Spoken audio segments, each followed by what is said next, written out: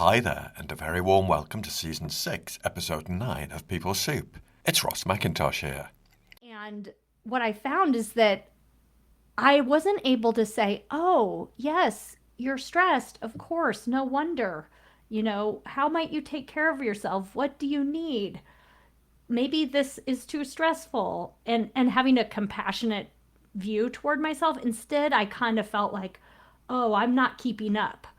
I need to get all this stuff done so that I'm get to a better place. But I almost felt like the stress was making me exacerbate my own burnout because I couldn't understand what was happening. So I had lost perspective a little bit and I was caught in that internal struggle with myself like, oh, what's wrong with you? You need to get better at this. Like you should be able to handle this and so on. And I think that's pretty common what I see with burnout is that people they're struggling inside. And it's driven by stress. It actually makes perfect sense to be feeling that way. It's just that we get caught in that struggle and then that makes the situation worse. Today I continue my chat with Dr. Debbie Sorensen, clinical psychologist, podcast host, and author. And we're going to focus in on her book, Act for Burnout. The ingredients Debbie brings to People Soup are her reflections on the writing process, including the demons that showed up, and the level of self-disclosure. You'll also hear her refreshingly honest approach to mindfulness, and she introduces us to a term I hadn't come across before, care washing.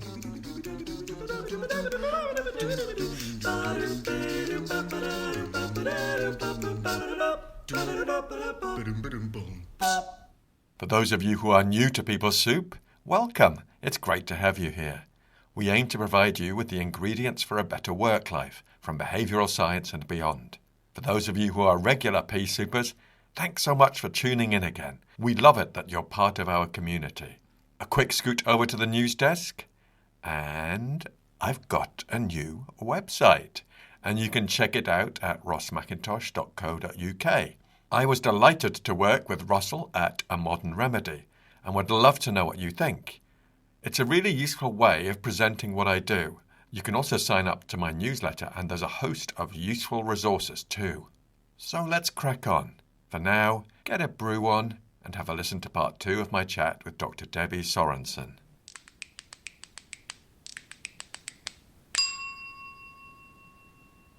Debbie, I want to move on to your book, Act for Burnout. And I want to start with my review, if I may. And Pea Soupers, as ever, Debbie hasn't heard this review yet, so this will be the first time. So, here we go. This book is the definitive guide to burnout. It's a manual for the modern workplace and is a must-read for leaders, managers, team members, and freelancers. Debbie speaks to the reader in a friendly, open, human, and practical way. I felt she was glimpsing into my mind, normalizing what I experience and how I behave. There was so much to love about this book, Debbie. I loved the chapter on burnout cycles because I was identifying with these different types, these different cycles we can go through. And I particularly recognized the people pleaser, the avoider, the overanalyzer in my behavior at times. And it was so useful to have those labels for that because it really spoke to me. I'm thinking, oh, goodness me. This time reading your book to pause and reflect was really powerful for me. Oh, thank you. I've got a little bit more, Debbie. Debbie takes us from understanding what burnout is and isn't, and then applies contextual behavioural science to help us develop new perspectives and understanding. Debbie is by our side as we start to make changes and build new habits, anticipating the obstacles along the way. Thank you, Debbie, for being our guide. Over the last 3 months, your book has been by my side, informing my own working life and my work with individuals and organizations too. Oh, I really appreciate that. Thank you so much, Ross. What a nice review. I'm very touched. Seriously, I bought this book probably about 6 months ago, and it was in my pile. I knew I wanted you on the show, and I was thinking, I'm going to get to that next. And then I didn't. And then once I started reading it, I was like, oh, McIntosh, why did you not pick this one up sooner? Because some of the organizations and individuals I'm working with, it is just so helpful to help me explain things to them and also recommend that they read it as well. Oh. So thank you for writing it. Well, thank you for reading it. I know the pile. I have one.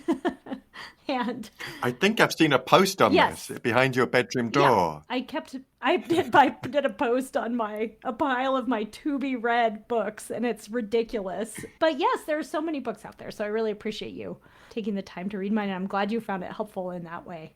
That was my hope. Well, it certainly resonated with me and with some people I've already recommended it to.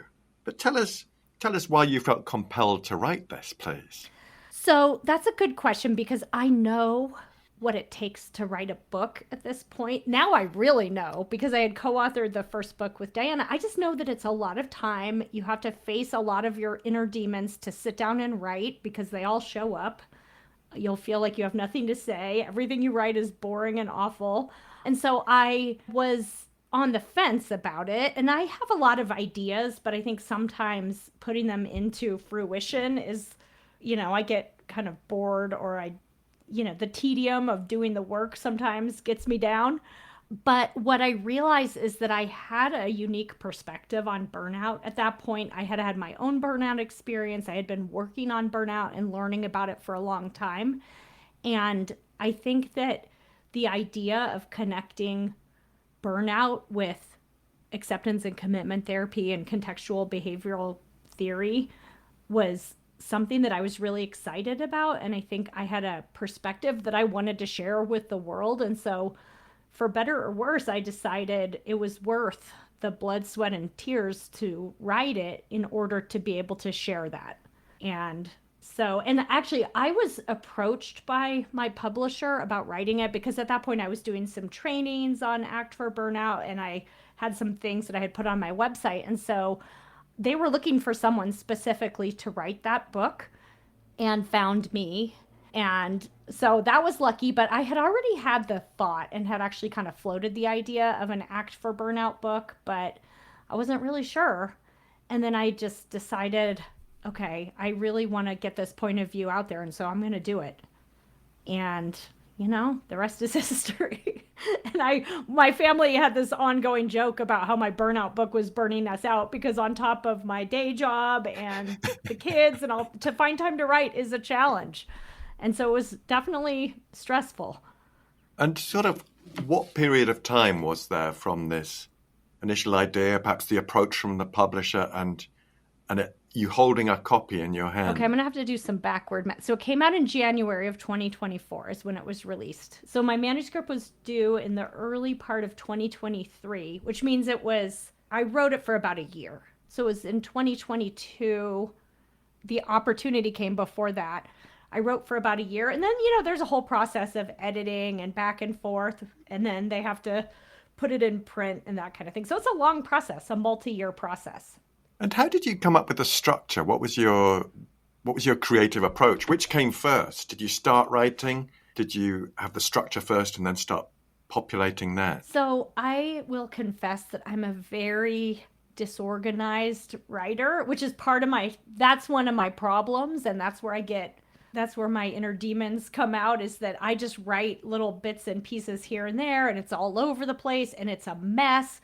And anyone who looks at an early draft of mine would think I was like incoherent because it's so all over the place. And then I kind of organize things and move things around. And the way I ended up structuring it is that the first few chapters are kind of introductory theory. What is burnout? Just kind of a model of burnout.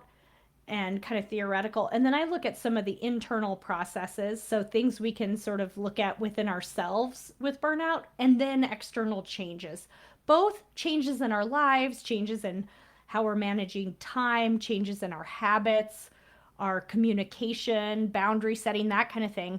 And also systemic and cultural changes and organizational changes, which is absolutely essential for burnout. So once I get through the theory, I go kind of from the inside out with burnout in terms of, what are some things we can do?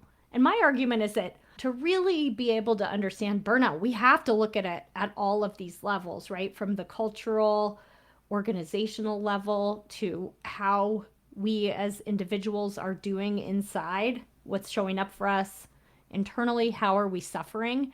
And I really believe that we need to look at burnout is complex. And I really believe that we need to look at it at all these different levels to be able to really understand it and help people who are experiencing burnout. And what particularly struck me was how complete it is. And I'm just going to grab my copy off the shelf because I can show you it's real. It's not a hologram. He's holding it in his hands. I can see it on the video. And it really struck me how complete a guide this is, because the part 3, so part 1, as you say, is about understanding burnout. Part 2 is about transforming burnout internally with psychological flexibility. Part 3 is about making changes. And I love the chapter titles here. From burnout to growth, possibility and change, recharging with values-based daily habits, managing time, creating community and connection, speaking up and setting boundaries, and working towards cultural and systemic change, a vision for a better future. But that section has been super useful in just brigading my thinking, because a lot of people I work with talk about boundaries. The world of work is more complex. There are more demands on individuals, both with just the busyness of life and caring responsibilities. And boundaries is becoming a more and more important topic in my field of work. But I want to take us back, just if we could. How would you describe burnout to the listener? Because it's a word we use. It's now become part of everyday vocabulary. Mm-hmm. How would you describe it to the person listening who's curious? Well, I always go back to the World Health Organization's definition, because it has these 3 components that I think really describe it well. Because you're right, it's used in a very loose way that I think is probably sometimes overused to describe things that aren't really technically burnout, but it's basically when you feel really exhausted and depleted in a work role. And the work role part is essential, right? It could be any type of work. A lot of different things in my mind classify as work, but it's always related to work. And you just feel exhausted. You feel like you don't have any energy left for the work ahead of you. Usually you feel pretty disconnected from it and negative about it. So kind of negativity and cynicism are part of it. And then also you feel less effective, right? You're just less engaged. And so you're not feeling as, so normally you might feel pretty good or at least competent, adequate at your work, but all of a sudden you feel like you're not so sure if you're good at it anymore. Maybe you've kind of withdrawn from it to the point where you aren't really as engaged and you're feeling that. But even if you are performing at your usual level, you're just not feeling as positive about it. So that's kind of burnout in a nutshell. And I think that, you know, it can really vary in terms of things like severity and how long it lasts and that type of thing. But that cluster of just feeling sort of disengaged, disconnected, exhausted, that's what we mean by burnout. My impression is people can use it when they've had a long week. Yeah. And it's understanding for ourselves that it's one component is that feeling of a kind of exhaustion, but there's more to it than that. Well, and I like to clarify the exhaustion part of it because, you know, we'll all feel exhausted if we're sleep deprived for a while. That's normal. But if you have a couple of days to recover, you get a few good nights of sleep in a row, you'll usually feel better. And this isn't like that. It's more of a fatigue and kind of an emotional exhaustion. And it doesn't really go away, even if you have a weekend off or you have a couple of nights of good sleep. It's different than that. It's a little more, it's kind of like this deep exhaustion. I agree. Debbie, you then talk about how enhancing our own psychological flexibility, doing that inner work, can really help us when responding to maybe the signals of burnout. Do you feel that ACT is particularly suited for approaching burnout? I do. I think philosophically, you know, if you think about one of the main components of burnout being disconnection, disengagement, and think about how in ACT, the main goal is to have psychological flexibility in order to live with meaning and purpose and vitality. And so it's a natural fit philosophically. And I think what happens often with burnout is that people get, you know, it happens because of chronic stress. And that's key. I should have actually mentioned that in the definition. It underlies burnout, right? There's always chronic stress that just doesn't resolve over the course of time. It might fluctuate a bit, but it's just constant stress that's kind of ongoing. And often what happens when we're stressed is that we get all tangled up inside about it, right? And over the course of time, we naturally just get exhausted by it. And we tend to do things internally under stress that actually don't really help us very much in the long run. Part of it is how we're relating to our internal experience. Often we're losing perspective on things. We're so caught up in our immediate stressors that we just don't see the big picture, and we can lose sight of our values and our sight of that sense of meaning and purpose in a day-to-day kind of way. And so, for instance, and I'll give you an example from myself because I experienced burnout, and that's part of why I ended up specializing in this, because it was, something that I myself struggled with. And one of the things that happened to me was that I didn't really understand what was going on. I was working really hard. I was busy at work. I also had 2 young kids at home, and so that was very stressful. And what I found is that I wasn't able to say, oh, yes, you're stressed. Of course, no wonder. How might you take care of yourself? What do you need? Maybe this is too stressful. And having a compassionate view toward myself. Instead, I kind of felt like, oh, I'm not keeping up. I need to get all this stuff done so that I'm get to a better place. But I almost felt like the stress was making me exacerbate my own burnout because I couldn't understand what was happening. So I had lost perspective a little bit, and I was caught in that internal struggle with myself, like, oh, what's wrong with you? You need to get better at this. Like, you should be able to handle this, and so on. And I think that's pretty common. What I see with burnout is that people, they're struggling inside. And it's driven by stress. It actually makes perfect sense to be feeling that way. It's just that we get caught in that struggle, and then that makes the situation worse. Yeah, absolutely. There's a question popping up in my mind. Is there an anthropological angle to this, to burnout? Ooh, that's a very good question. Well, here's how I tie it to anthropology. Not necessarily around the internal struggle or the exhaustion, but maybe. But I do think that we're in a culture right now which is very prone to burnout, where people are very prone to burnout because we tend to work in these situations that are not really in our nature as humans, right? We're meant to work in groups with a lot of support. And yes, I mean, I'm sure throughout humanity, things have been hard.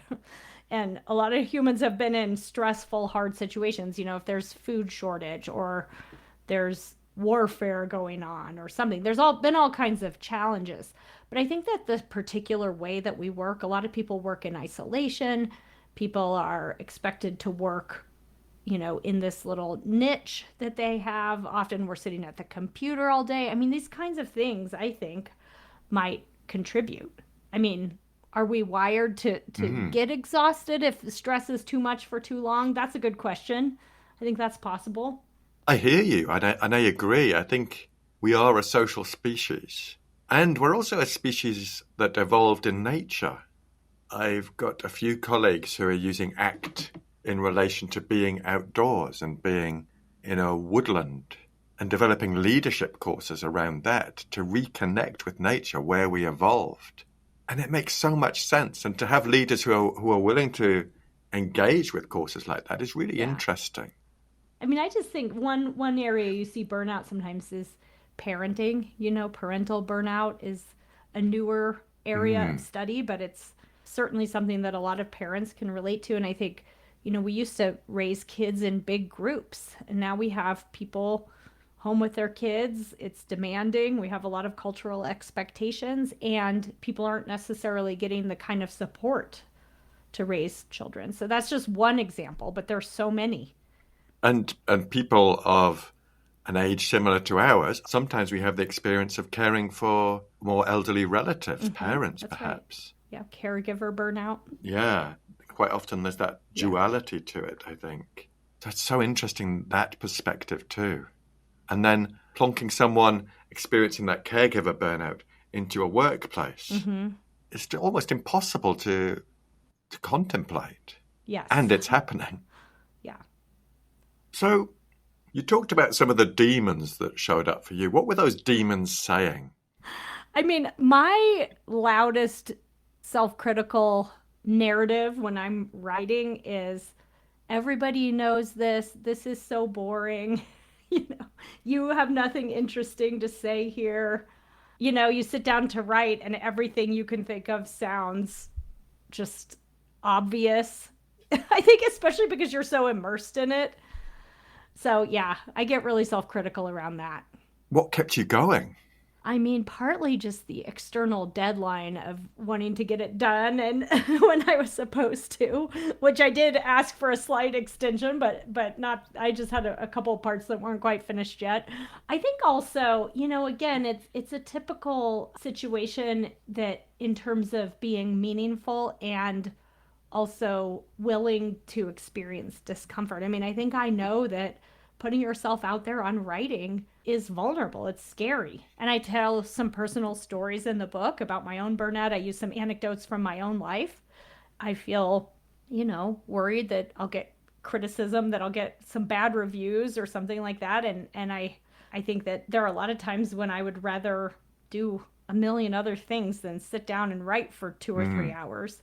But I think I just kept reminding myself that this is an important contribution that I could make. I think that the values behind it for me have to do with just having a point of view and wanting to share it in the hopes that it will help someone, that it will that my message will help people who are suffering in some way. And I love to hear you talk about that anecdotes and disclosure from your own life, because my view is that makes it even more powerful.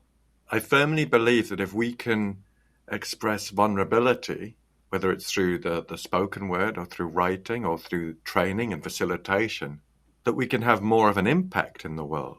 I mean, I'm curious, was that a difficult decision for you to be open about your life and your struggles? It is. I think, it's not the first time I've grappled with that because of my podcast, because I do share personal stories on the podcast too, but I also try to be aware of my own limitations around that. I'm aware that anybody can access it, and so I want to be thoughtful about it. I don't really necessarily want to be overly disclosing, but I take a stance that's similar to a lot of ACT people, which is that, being willing to disclose some examples from your own life is very validating for people, normalizing. It gives this sense of common humanity, that we're all in the same soup, right? Pea soupers. So I think it's really important to do that. And I also do feel a little bit vulnerable sometimes, because I think it's a fine line, I think, sometimes between oversharing or sharing in a way that you feel uncomfortable with. There were a couple things that I ended up deciding to take out of the book. I think in the podcast, occasionally we've had for ourselves or a guest where we say afterwards they're questioning, or we question like, I'm not sure if I should have shared that. And we err on the side of taking it out if we're not sure. Me too. But clients can listen to my podcast or read my book. My mom reads it. My mom has read it. My dad has read it. I just like to be aware of not talking about other people in a way that they might feel comfortable with. Like, I'll mention my kids, but I'm not going to share a story about something one of my kids did that they might someday wish I hadn't made public, So I just try to be thoughtful about it, and it feels vulnerable for sure. And there's a particular passage, or not a passage, a chapter, and I thought I'd marked it, Debbie, but it appears I haven't. Yes, the way you wrote about mindfulness, and you said It's Complicated is the title of that chapter. And it was just so refreshing to hear how you described it. Oh. You described yourself as naturally a rather unmindful person.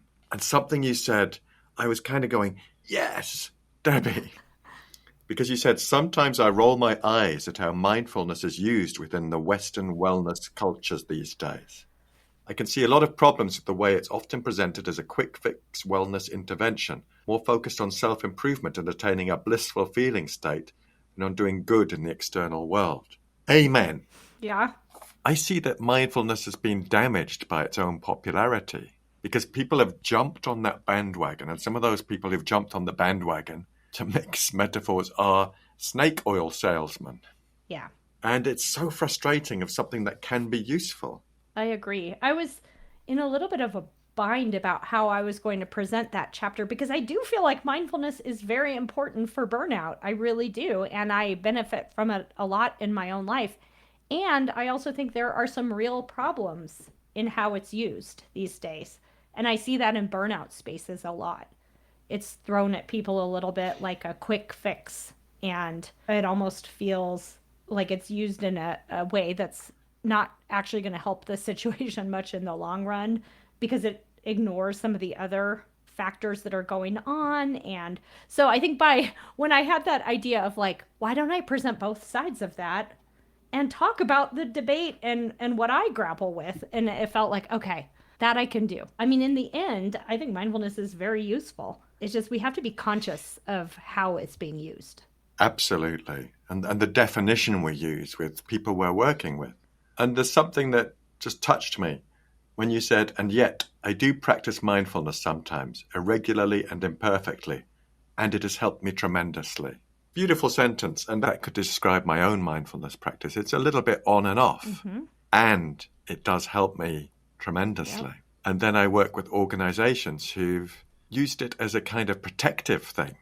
They've given all their employees an app or a particular type of smartwatch and said, well, look what we've done. And they've got the mindfulness app, like it's some sort of mystery medicine or a cure-all. And that is disappointing. You know, there's a term for that I recently discovered. I think it came out a couple years ago, but it hasn't really made its way out into the culture much. And so I didn't know about this term when I was writing the book, but it's called care washing, which is when an organization puts on a show of we care so much about employee well-being. Look, we offer mindfulness classes, we offer free massages, that kind of thing. And yet their policies don't really support worker well-being. And so I love that term care washing. I think it's so perfect for this.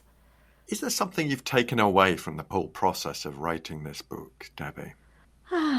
Well, you know, I do think that on the content level, I think that writing the book helped me clarify and understand my own approach to burnout in a deeper way and helped me connect a lot of that. So content-wise, I think it actually helped me understand this phenomenon, which I work with every day in my private practice. And so I think that was useful. I also think that just personally, I mean, I think that I mentioned earlier about facing my inner demons while I write, but I actually came out of it in this strange way, wanting to write more, but not necessarily write in this sort of deadline-driven way, at least not right now. But it kind of got me in a little bit of a writing habit, and that has stuck.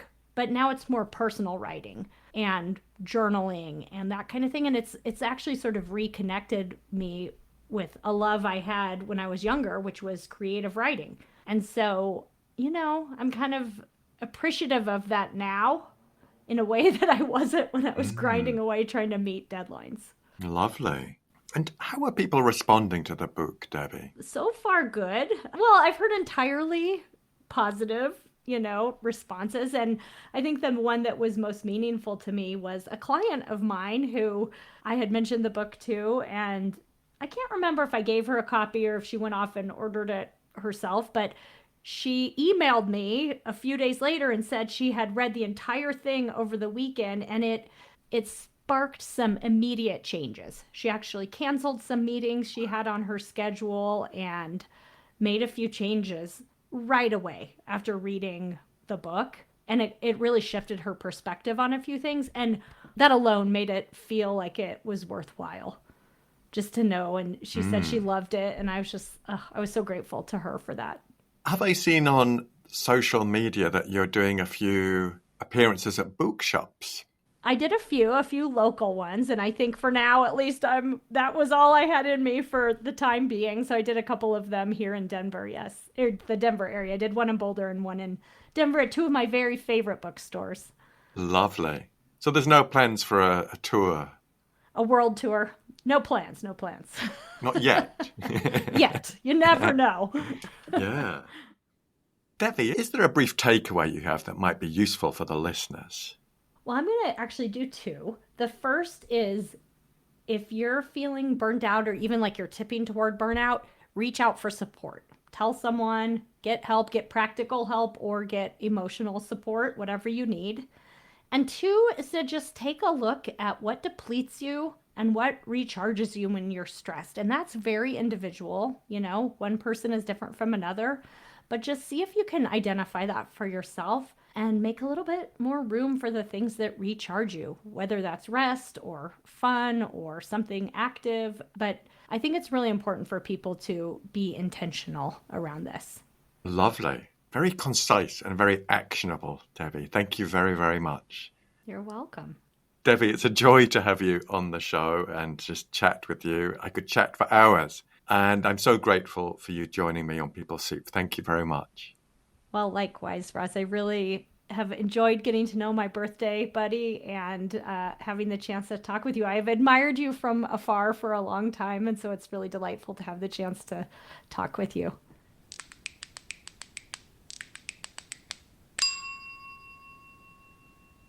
That's it, folks. Part 2 of my chat with Debbie in the bag. Please do check out Debbie's book, Act for Burnout. It is so useful.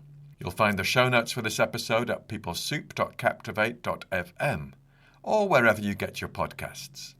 If you like this episode, we'd love it if you told us why. You can email me at peoplesoup.pod@gmail.com. On Twitter, we're at Ross McCoach. On Instagram, at people.soup. And on Facebook, we are at People Soup Pod.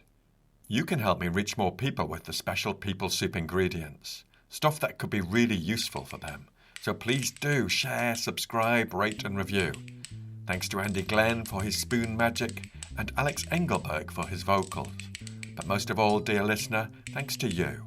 Look after yourselves, Pea Soupers, and bye for now. I think so. It's meant to be. Sign me up for flamenco lessons and an omelet. Brilliant. Thank you so much.